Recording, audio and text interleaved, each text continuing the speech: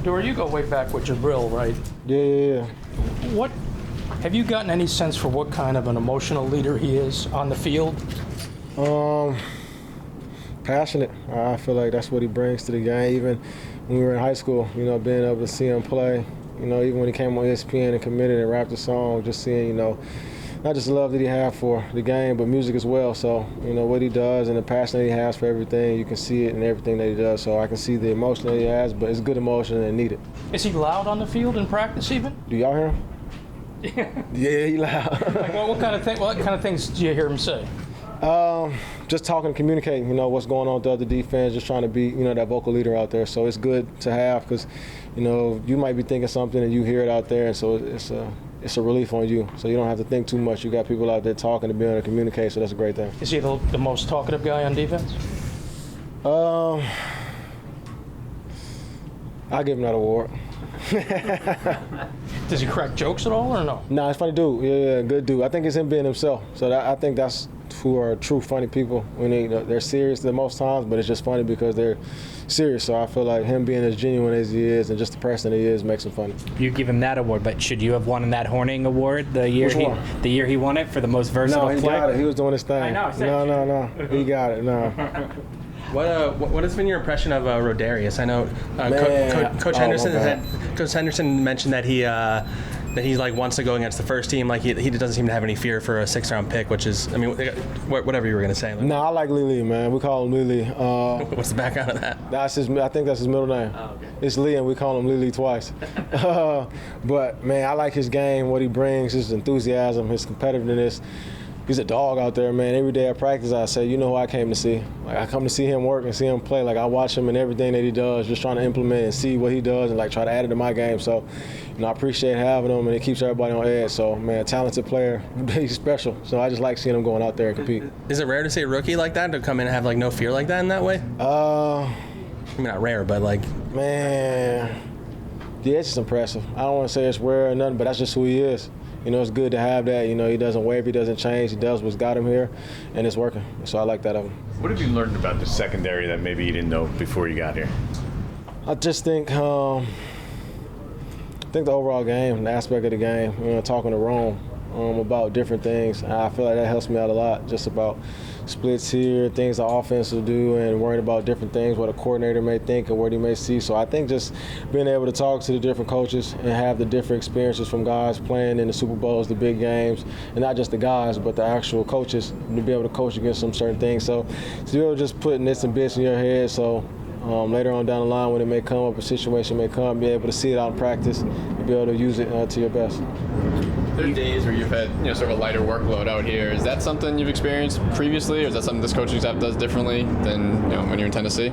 I feel like I experienced it out there in Tennessee and doing it here. So, I'm just appreciative, just thankful, just for everything that they do for me here. Same, back there. But, every day, whatever it is they try to have me do, obviously sometimes I'd be frustrated because I just want to go out there and compete. I see the guys out there doing their thing, and I just want to go out there and live it up with them. But at the end of the day, I'm not doing something. I'm out there cheering them on, just trying to get my mental reps. How's that communicated to you? Like, you come in the morning and Jerome tells you, like, this is what your workload is going to be like? Usually get out there and practice, and I figure out. I really wouldn't want to know, before I get out there. I'd rather just go out there and do my thing and get ready and just prep like I'm going out there competing. And then, they'll probably tell me then. How beneficial do you view it? Because, you did deal with injuries last year, so this is an opportunity to maybe, I would assume, sort of keep yourself fresh. Right. I appreciate it, the thought process going into it and them thinking me of that way. So it's just appreciative to be able to have the opportunity to take a little lighter load, I guess. But at the same time, it's not like I'm not working. I'm probably doing something on the sideline with Rome or with Darnay at the end of practice, whatever it may be, and just getting my mental reps in, or on the jugs, or whatever it may be. Do you look at your GPS stuff, like numbers? Like, I guess that's how they come up with it. I'm just curious if as a player. No. You guys take a peek of that or not? No, I don't. You interested? I just feel like I just run all the time anyway, so I don't think I would be shocked or anything if it was high or low. I just feel like that's what I've been doing my whole life. You weren't here last year, but literally the opponent's game plan was this simple. Throw the ball at whoever is opposite James Bradberry, because it was just a different corner every game. How much pride do you take in being like, they can't do that anymore, I'm here? I think the pride that I take in that is just trying to come and compete every day and work on just trying to get better. I understand that I can't think in the future or in the past what may happen. I just can focus on today and figure out how to get better. You worry about too much of this, worry about in the past, you're not in the present, you miss the moment. You lose track of, what you need to do on this rep, this play. So I just try to lock in and reset every play every day and then go from there because, it's already in God's hand. So what's going to happen is going to happen. You just go out there and compete. What does playing opposite somebody who's had, as much success, you've had a lot of success, he's had a lot of success, how does that help you to play opposite somebody like him? I like James' game, man. First time I ever seen him was my rookie year. They came Carolina to Tennessee and watched me at like this club on the sand. He was doing his thing out there, and we actually went out there and played, was 2019? I can't remember, but I always liked this game, like what he did. And, I was fortunate to play with Malcolm Butler, Logan Ron at corner, so being able to have guys that played this position at a high level and played in big games, so it's cool to have that, again. He's very different than you, right? Like you probably can't exchange a ton of tips, right? Because you guys just have different styles. No, we actually talk a lot. Either if I see something on the field or he sees something, we always talk about let's just look at each other's notes. And if you see something that I don't see throughout practice, or you see something on film that I don't see, let me know. So I think that's cool.